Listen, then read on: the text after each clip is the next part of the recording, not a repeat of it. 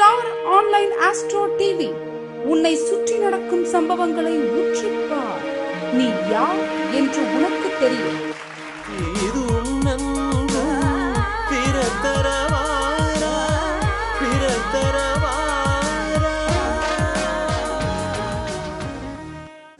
புரோகிதரம் நீண்ட நெடிய அனுபவம் வாய்ந்த திரு மாணிக்கம் ஐயா அவர்களை முதலாக பேச வருமாறு அழைக்கிறேன். தலைப்பு என்னன்னு பார்த்தீங்கன்னா, சுபகாரிய நிகழ்வுகள் என்று வரும்போது எல்லாரும் எல்லா நேரத்துலையும் செஞ்சிட முடியாது. ஒரு நிகழ்ச்சி ஒரு மங்கள நிகழ்ச்சி நடைபெறுகிறது என்றாலோ அல்லது வேறு விதமான நிகழ்ச்சிகள் நடைபெறுகின்றான் என்றாலோ அதற்குன்னு திதி நாள் நட்சத்திரம் யோகம் கரணாலும் உங்களுக்கு எல்லாருமே தெரியும். அந்த வகையிலே இந்த மங்கள நிகழ்ச்சிக்கான சுப நாள் தேர்வு என்பது எவ்வாறு இருக்க வேண்டும், அப்போ தான் அந்த காரியம் தொடர்ந்து நடைபெற்று வரும், நமக்கு மனநிறைவோடு அந்த காரியம் நிறைவேறும் என்பதை பற்றி சுருக்கமாக ஐயா மாணிக்கம் அவர்கள் பேசுவார்கள். அவர் பார்த்திங்கன்னா ஒரு புரோகிதரும் கூட. அது மட்டும் இல்லாமல் தலை சிறந்த பேச்சாளர். ஒரு நீண்ட நெடிய 30 ஆண்டுகளுக்கு மேலாக ஜோதிடத்தில் ஒரு அனுபவம் வாய்ந்த ஜோதிடர். எனக்கு எனது இனிய நண்பர், எனக்கு அபிமானத்துக்கும் உரியவர். அதே நேரத்தில் அவர் இங்கே உரையாற்ற வருமாறு உங்கள் சார்பில் கேட்டுக்கிறேன். ஐயா வாங்க. அனைவருக்கும் வணக்கம். எல்லாம் வல்ல எம்பெருமானை வணங்கி தென்னிந்திய ஜோதிட ஆராய்ச்சியாளர்கள் பேரமைப்பானது இன்று மிகவும் சிறப்பாக முதல் மாத கருத்தரங்காக துவங்கி கொண்டு மிகவும் நல்ல முறையிலே நடைபெற்று கொண்டிருக்கிறது.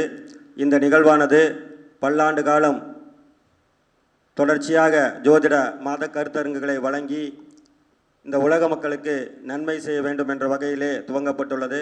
ஆகையினால் இதை ஆன்லைன் நர்சோ டிவியில், ஸ்டார் ஆன்லைன் நர்சோ டிவியில் நேரடியாக கண்டுகளித்து கொண்டிருக்கின்ற உலக மக்கள் அனைவருக்கும் என்னுடைய நன்றியை வணக்கத்தையும் தெரிவித்து கொண்டு, அதாவது ஒரு மனிதன் திதியை பிடித்தால் விதியை வெல்லலாம் அப்படின்ற ஒரு கருத்து இருக்குது.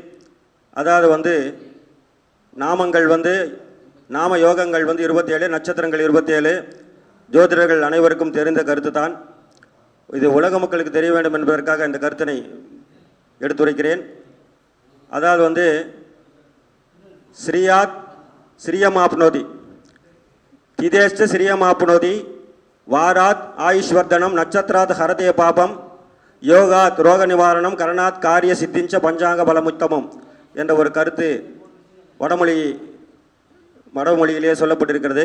அந்த வகையிலே இந்த சுப நிகழ்ச்சியானது ஒவ்வொருவரும் செய்ய வேண்டுமென்றால் எந்தெந்த திதியிலே எந்தெந்த காரியங்களை பயன்படுத்தி நல்லதொரு சுபகாரியங்களை அமைக்க வேண்டும். அமைத்தால்தான் அது நல்லபடியாக தொடர்ந்து நடக்கும் என்ற கருத்தை முன்வைத்து திதியால் விதியை வெல்லலாம் என்ற கருத்தின் அடிப்படையிலே திதிகளிலே செய்ய வேண்டிய சுபகாரியங்கள் என்னென்னவென்று சொல்லப்பட்டுள்ளது சாஸ்திரங்களிலே. முதலாவதாக கோயில் கும்பாபிஷேகம். கோயில் கும்பாபிஷேகம் ஒரு திதியிலே நடத்தணும்னா அந்த கோயில் கும்பாபிஷேகமானது துவாதசி திதி, துதியை திதியிலும், திருதியை திதியிலும், பஞ்சமி திதியிலும், சஷ்டி திதியிலும், சப்தமி திதியிலும், தசமி திதியிலும், ஏகாதசி திதியிலும், திரையோதசி திதியிலும் இந்த கோயில் கும்பாபிஷேகங்களை நடத்தலாம் என்று சாஸ்திரத்திலே சொல்லப்பட்டிருக்கிறது. இந்த திதியிலே செய்யப்படுகின்ற அந்த கும்பாபிஷேகமானது கோயிலானது நீண்ட நெடுங்காலம் ஆயுளுடன் மக்கள் செல்வாக்குடன் புகழுடன் விளங்கும் என்பது ஒரு ஐதீகம். அடுத்தபடியாக தாலி வாங்க கல்யாணத்துக்கு, திருமணத்திற்கு இது எந்தெந்த திதியில் இந்த தாலி செய்கிறதோ இல்லை தாலி வாங்கிறதோ செய்யலாம் என்ற ஒரு கருத்து.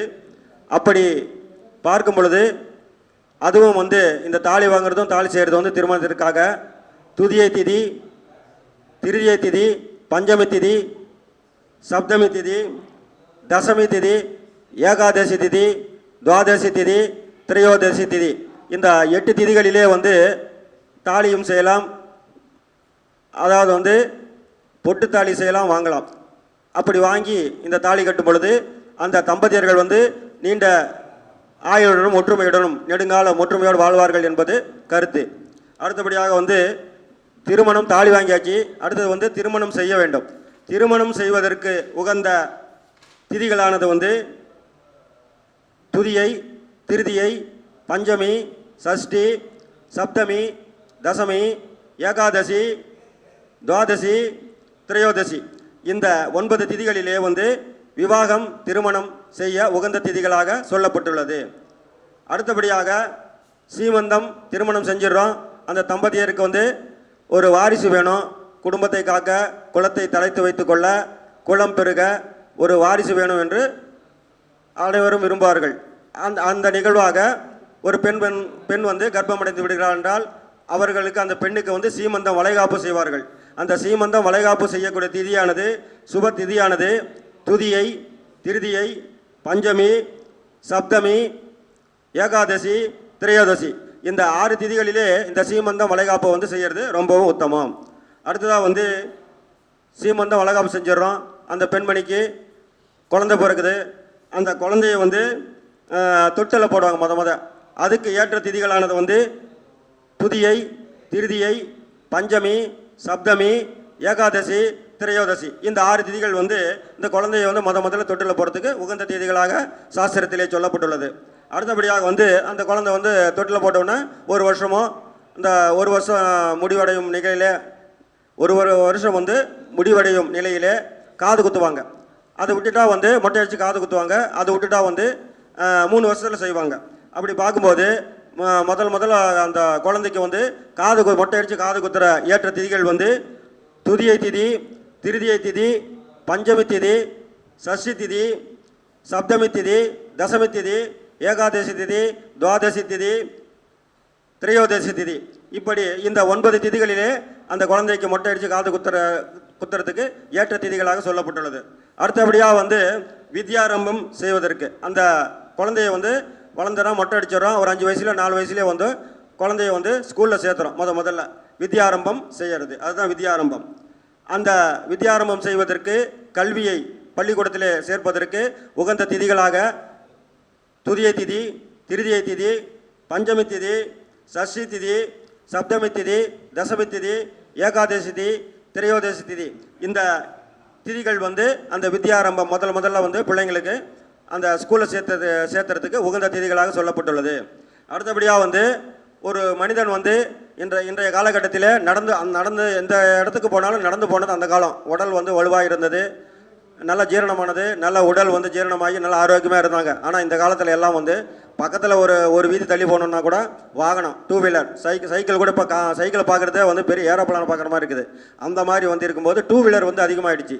அந்த புது வாகனம் வாங்கணுமுன்னா அந்த புது வாகனம் வாங்கி அதை ஓட்டி பார்க்கணுமுன்னா அதற்குண்டான திதிகளாக வந்து சொல்லப்பட்டுள்ளது. திதிகள் வந்து ஒரு 3 திதிகள்: சஷ்டி திதி, ஏகாதசி திதி, பௌர்ணமி. இந்த 3 திதிகளிலே வண்டி வந்து வாங்கி அதை வந்து நம்ம வந்து முதல்ல ஓட்டி பார்க்குறதுக்கு யூஸ் பண்ணிக்கலாம். அடுத்தபடியாக வந்து இந்த விவசாயிகள் எல்லாம் வந்து நல்லா வந்து அந்த விவசாயம் பெருகணும், லாபம் அடைய வேண்டும். நல்ல ஒரு நாள் கிடைச்சா அதில் நம்ம ஒரு விவசாயம் விதைச்சா நம்மளுக்கு வந்து மகசூல் பெருகணும் என்று எல்லா உலக மக்கள் விவசாய அனைவருக்குமே வந்து அது வந்து ஒரு இஷ்டம்தான். அனைவருக்குமே அது ஒரு ஆசை இருக்கும். அந்த வகையில் வந்து ஒவ்வொரு விவசாயிகளும் வந்து விதைகள் இதையெல்லாம் வந்து விதைப்பதற்கு வந்து திதிகளாக வந்து ஒரு நல்ல திதிகள் சொல்லப்பட்டுள்ளது. அது ஒரு 5 திதிகள் சொல்லப்பட்டுள்ளது. முதலாக வந்து விவசாயிகள் விதைகளை விதைப்பதற்கு துதியை திதி, திருதியை திதி, பஞ்சமி திதி, சப்தமி திதி, ஏகாதசி திதி, திரையோதசி திதி, பௌர்ணமி திதி. இந்த திதிகளிலெல்லாம் வந்து விதைப்பதற்கு ஏற்ற திதிகளாக சாஸ்திரத்தில் சொல்லப்பட்டுள்ளது. அடுத்தது வந்து ஆடு மாடு முதலியன வாங்குவாங்க. ஆடு வாங்குறதுக்கு, மாடு வாங்குறதுக்கு இந்த மாதிரி வந்து நால்கால் பிராணிகள் எல்லாம் வாங்கி வந்து நல்ல நாளை விட்டு அதை வந்து நம்ம வளர்த்தி பால் கறக்கலாம். ஆட்டுப்பால் மாட்டுப்பால் கறந்து விவசாயத்தை தலைக்க வைத்து ஒரு நல்லதொரு வருமானத்தை அடையலாம் என்பதற்கு எதிர்பார்ப்பாங்க. அப்போ அந்த வகையில் வந்து ஆடு மாடு இந்த நால்கால் பிராணிகள் வாங்குவதற்கு ஏற்ற திதிகளாக துதியை திதி, திருதியை திதி, பஞ்சமி திதி, சஷ்டி திதி, சப்தமி திதி, தசமி திதி, ஏகாதசி திதி, துவாதசி திதி, திரையோதசி திதி, பௌர்ணமி. இந்த திதிகளிலே வந்து ஆடு மாடுகள் வாங்கணும்னா நல்ல ஒரு காலகட்டமாக அந்த ஆடு மாடுகளும் வந்து நோயிராமல் நல்ல ஆயுளுடன் இருந்து நமக்கு பால் கறக்கும். அதனால் நமக்கு வருமானம் அடையும். உயிரினங்களை நம்ம காப்பாற்றலாம், நாமளும் வருமானம் அடையலாம். அந்த வகையில் வந்து இந்த திதிகளை பயன்படுத்தி கொள்ளலாம். அடுத்ததாக வந்து இந்த நகை இல்லாதவர்கள் யார், நகை மேல் தங்கத்தின் மேல் மோகம் இல்லாதவர்கள் யாரும் இல்லை. 99% எல்லாத்துக்கும் வந்து ஒரு பொட்டு நகையாவது இருக்கணும். விரலில், காலில், நெக்லஸ்ஸு, பேஸ்லெட்டு, மோதிரம் அந்த மாதிரி இருக்கணும்னு ஆசைப்படுவாங்க. யோகிகள் தான் வந்து ஆசைப்பட மாட்டாங்க. பற்றற்றவன் தான் வந்து நகை மோகம், பெண் மோகம், நகை மோகம், இருப்பிட மோகங்கள் இதெல்லாம் வந்து ஆசைப்பட மாட்டாங்க. யோகிகள் என்றால் உண்மையான யோகிகள். அதில் லட்சத்தில் ஒருத்தர், கோடியில் ஒருத்தர் தான் இருப்பாங்க. அந்த மாதிரி அவர்களை விட்டுட்டு மற்ற மனிதர்கள், உலக மக்கள் அனைவருமே வந்து தங்கத்தின் மேல் ஆசை உள்ளவர்கள்.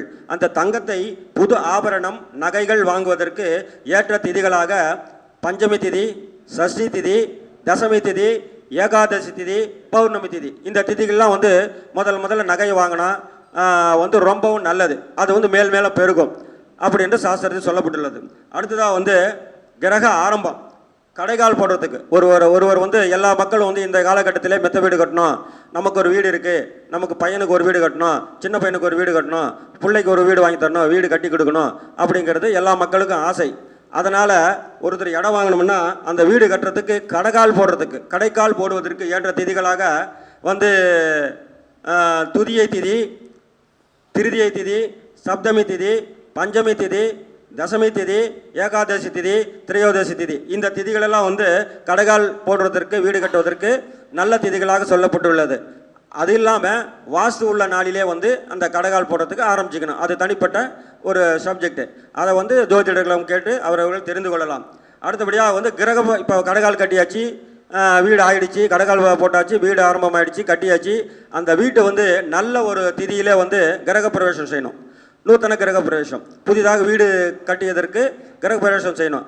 அந்த கிரக பிரவேசம் செய்வதற்கு ஏற்ற திதிகளாக வந்து துதியை திதி, திருதியை திதி, பஞ்சமி திதி, சப்தமி திதி, தசமி திதி, ஏகாதசி திதி, திரையோதசி திதி, இந்த திதிகளெல்லாம் வந்து கிரக பிரவேசம் செய்ய உகந்த திதிகளாக சாஸ்திரத்திலே சொல்லப்பட்டுள்ளது.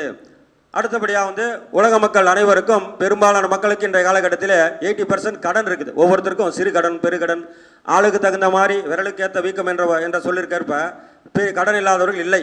அப்படி என்று உலகத்தில் மக்கள் அனைவரும் இருக்கிறார்கள். கடன் பட்டார் நெஞ்சம் போல் கலங்கினான் இலங்கை வேந்தன், அந்த சொல்லும் வந்திருக்குது.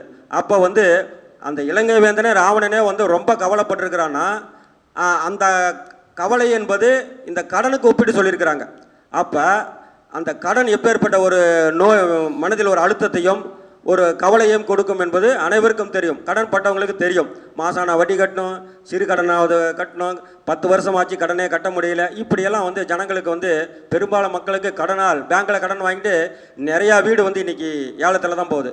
திருப்பி கட்டுறவங்க 100 லோன் வீடு கட்டுறதுக்கு கொடுக்குறாங்கன்னா அதில் 75% ஏலத்தில் தான் போகுது. அந்த கணக்கு பாதிக்கு பாதி சொல்லலாம். அந்த பாதி வீடு வந்து ஏலத்துக்கு போயிடுது, பாதி பேர் தான் வந்து கரெக்டாக கட்டுறாங்க. அந்த மாதிரி அந்த கடன் தொல்லை என்பது ஒவ்வொருவருக்கும் இருக்கக்கூடிய ஒரு தொல்லையாக உள்ளது. அந்த கடனை தீர்ப்பதற்கு உகந்த திதிகளாக நவமி திதி, சதுர்த்தி திதி, சதுர்தசி திதி, இந்த மாதிரி திதிகளிலே வந்து கடனை தீர்த்தால் அந்த கடன் தீரும். அது இல்லாமல் அசுவினி நட்சத்திரம் வர நாளில் தீர்க்கலாம், கடனை கொடுக்கலாம். அனுச நட்சத்திரம் வர நாளில் வந்து கடனை தீர்க்கலாம். மேசராசி, மேச லக்னம், விருச்சிக லக்னம், செவ்வாய்க்கிழமை, இந்த நாட்களில் எல்லாம் கடனை சிறிதாவது தீர்த்தோம் என்றால் அந்த கடனானது சீக்கிரமாக தீர்ந்துடுங்கிறது சாஸ்திரத்தில் சொல்லப்பட்டுள்ளது. ஆகவே கடன் தீர்ப்பதற்கு இந்த மக்கள் இதை பயன்படுத்தி கொள்ளலாம். அடுத்தபடியாக ஒருவர் வந்து ஜீவனம் நடத்தணும். ஒவ்வொருத்தரும் வந்து வருமானம் இருந்தால் தான் இந்த காலத்தில் மதிப்பு. வருமானம் இருக்கிறவங்களுக்கே மதிப்பு இல்லை. அந்த வகையில் பார்த்தா தொழிலை நடத்துவதற்கு, தொழிலை தொடங்குவதற்கு ஏற்ற திதிகளாக சொல்லப்பட்டுள்ள திதிகள் வந்து பஞ்சமி திதி, சப்தமி திதி, தசமி திதி, ஏகாதசி திதி, திரையோதசி திதி, இந்த திதிகளெல்லாம் வந்து ஒரு புதுசாக ஒரு தொழிலை தொடங்கிறதுக்கு இந்த திதிகளில் ஆரம்பித்தோம் என்றால் அந்த தொழிலானது விருத்தியடைந்து மேன்மேலும் நமக்கு வருமானத்தையும் நல்லதொரு முன்னேற்றத்தையும் கொடுக்கும் என்பது சாஸ்திரத்திலே சொல்லப்பட்டுள்ளது சாஸ்திரத்தில். அடுத்தபடியாக வந்து பிரயாணம். ஒரு வெளியூருக்கு போனோம்னா லோக்கல்லையோ இல்லை புதுசாக ஒரு டூர் போகிறோம், புதுசாக ஒரு காசி யாத்திரை போகிறோம், ஒரு ஆன்மீக டூர் போகிறோம், ரொம்ப வருஷம் கழித்து முதல்ல வெளிநாட்டுக்கு போகிறோம், பிரயாணம் செய்கிறோம் அப்படின்னா அந்த பிரயாணத்திற்கு உண்டான திதிகளும் சொல்லப்பட்டுள்ளது. அந்த திதிகளிலே நாம் பிரயாணம் தொடங்கினோம் என்றால், பிரயாணத்தை மேற்கொண்டோம் என்றால் சுபமாக, ஆரோக்கியமாக, நல்லதொரு நன்மையிலே முடியும் என்று சொல்லப்பட்டுள்ளது. அதற்குண்டான திதிகளானது பிரயாணம் செய்வதற்கு துதியை திதி, திருதியை திதி, பஞ்சமி திதி, சப்தமி திதி, தசமி திதி, ஏகாதசி திதி, திரையோதசி திதி, இந்த 7 திதிகளில் வந்து பிரயாணத்தை தொடங்கினோம் என்றால் அந்த பிரயாணமானது நமக்கு நல்லதொரு நன்மையிலே முடியும் என்று சாஸ்திரத்திலே சொல்லப்பட்டுள்ளது. இப்படியாக வந்து இந்த திதிகளெல்லாம் வந்து நம்ம இப்போ சொன்னது வந்து நான் ஒரு 10-12 காரியத்துக்கு சொல்லிட்டேன். இது முக்கியமான காரியத்துக்கெல்லாம் சொல்லியிருக்கிறேன். இந்த முக்கியமான காரியத்திலாம் இந்தந்த திதிகளை வந்து நாம் இந்த திதிகளிலே தொடங்கினோம் என்றால் அந்த காரியமானது ஒரு சித்தியுடனும் ஒரு நன்மையிலே முடியும் என்று, நன்மையுடன் முடியும் என்று சொல்லப்பட்டுள்ளது. இந்த திதிகளை கடைபிடிக்க வேண்டும். இது இல்லாமல் அவங்க ஜாதகத்துக்கு ஏற்ப திதிகளை தொடங்கினோம் என்றால் இதிலும் சூட்டாகும், தனிப்பட்ட முறையிலும் இருக்குது. அந்தந்த திதிகளை அவரவர்கள் ஜாதகத்தை ஜோதிடம் கொடுத்து எப்படி தொடங்க வேண்டும் ஆராய்ச்சி செய்தால் அதற்குண்டான திதிகளும் மாறும். இதுவெல்லாம் வந்து இதுவும் நடக்கும். அந்த ஜாதகருக்கு ஏற்ப தனிப்பட்ட முறையில் அந்த திதியும் செயல்பாடுகள் நிச்சயமாக நல்லதாக நடக்கும். அதுவும் நீங்கள் வந்து ஜாதகர்கிட்ட, ஜோசியர்கிட்ட போய் கேட்டு தெரிஞ்சுக்கணும். இப்படியெல்லாம் வந்து திதியை பற்றி நிறைய விளக்கங்கள் உள்ளன. அடுத்தபடியாக நாமங்கள் என்பது, நாம யோகங்கள் என்பது 27. அந்த யோகங்கள் வந்து நிறைய பேருக்கு தெரியாமல் மக்களுக்கு இருக்கிறது. அந்த நாம யோகங்களின் பெயரை பெற்றும் உச்சரித்து விடுகிறேன். அடுத்து வரும் காலகட்டங்களிலே அந்த யோகங்களின் பலன்களை சொல்கிறேன். அந்த நாம யோகங்கள் வந்து 27. நட்சத்திரத்தை போலவே இதுவும் விஷ்கம்பம், பிரீத்தி, ஆயுஷ்மான், சௌபாக்கியனம், சோபனம், அதிகண்டம், சுகர்மம், திருதி, சூலம், கண்டம், விருத்தி, துருவம், வியாக்காதம், அர்சனம், வஜ்ரம், சித்தி, வியாதிபாதம், வரியான், பரிகம், சிவம், சித்தம், சாத்தியம், சுபம், சுப்ரம், பிராமியம், ஐந்திரம். இப்படி 27 நாமயோகங்கள் ஸ்பீடாக சொல்லியிருக்கிறேன். போட்டு கேளுங்க, லெவலாக அது எழுதிக்க. தெரியாத மக்கள், ஜோதிடர்கள் அனைவருக்கும் தெரியும். இந்த நாமயோகங்கள் இருக்கிறது. அவரவர்கள் எந்த நாமயோகத்திலே பிறந்தோம் என்ற கருத்தினை ஜோதிடரிடம் கொடுத்து தக்க ஆலோசனைப்படி அந்த நாம யோகங்களுக்கு உண்டான கோயில்களுக்கோ அந்த தெய்வங்களையோ வழிபட்டோம் என்றால் அந்த யோகங்கள் நமக்கு கிடைக்கும் என்று சாஸ்திரத்தில் சொல்லப்பட்டுள்ளது. அதற்கு அடுத்தபடியாக வந்து கரணங்கள் என்று 11 இருக்கிறது. அந்த கரணங்கள் வந்து பவம், பாலவம், கௌலவம், தைத்தூலம், கரஜை, வணிஜை, பத்திரை, சகுனி, சதுஸ்வாதம், நாகவம், கிம்சுகுணம், இப்படியாக 11 கரணங்கள் இருக்கின்றன. இந்த கரணமானது கரணத்தை பிடித்தால் மரணத்தையும் வெல்லலாம் என்ற ஒரு பழமொழி உள்ளது. மரணத்தை வெல்லலாம் என்று வெல்ல முடியாது, தள்ளி போடலாம். ஒரு 70 வருஷத்தில் வந்து நம்ம வந்து 60லே போகிறவங்க கூட ஒரு 90 80 கூட இருக்கலாம் அப்படின்னு சாஸ்திரத்தில் சொல்லப்பட்டுள்ளது. ஆகையினால் இந்த கரணங்களையும் நாமயோகங்களையும் திதிகளையும் பயன்படுத்தி உலக மக்கள் அனைவரும் இந்த ஸ்டார் ஆன்லைன் அஸ்ட்ரோ டிவியிலே நேரடியாக கண்டுகளித்து இந்த ஸ்டார் ஆன்லைன் டிவியிலே சொல்லப்படுகின்ற கருத்துக்களை கேட்டு, ஆன்லைன் அஸ்ட்ரோ டிவியிலே சொல்லப்பட்டுள்ள கருத்துக்களை கேட்டு நன்மடையடைந்து மேன்மேலும் எல்லாம் வல்ல எம்பெருமானின் துணையுடன் அனைத்து உயிரினங்களும் ஆசியுடனும் தெய்வத்தின் ஆசியுடனும் வாழ்வாங்கு வாழ எம்பெருமானை வணங்கி கொண்டு உங்களிடமிருந்து விடைபெற்றுக் கொள்கிறேன். மாணிக்கம் அவர்கள் சேலத்திலிருந்து ஜோதிடர் அண்டு வாசு நிபுணர், அப்புறம் வந்து புரோகிதர்.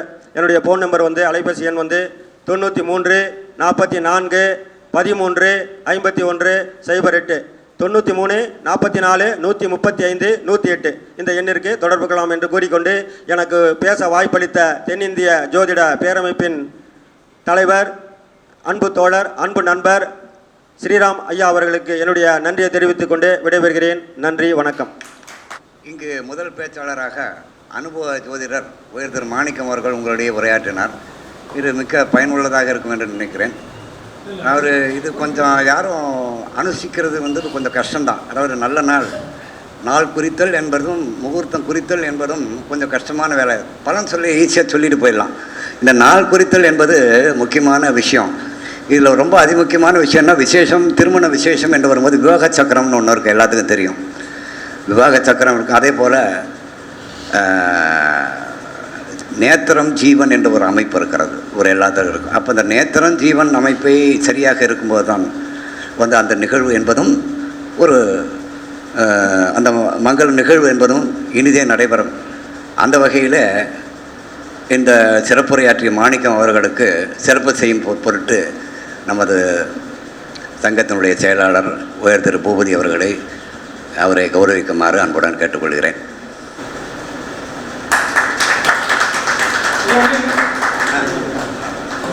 Thank you.